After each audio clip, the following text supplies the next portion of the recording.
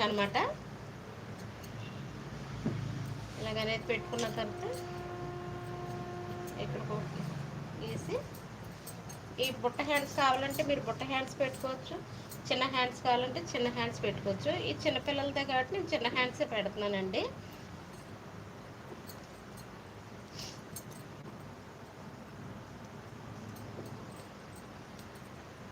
ఇటు 5 ఇంచులు పొడవ 5 ఇంచులు పెట్టానండి. పొడవ 5 ఇంచులు, 3.5 డౌన్ అండి. ఇది వచ్చి 4.5 ఇంచులు పెట్టా. 4.5 ఇక్కడికి 5.5. ఎప్పుడైనా మీరు పొడవ చేతులైనా పొట్టు చేతులైనా మీరు ఇక్కడ ఎంత పొడవ వస్తుందో ఇక్కడ మాత్రం 3.5 డౌన్ పెట్టుకుంటే సరిపోద్దండి.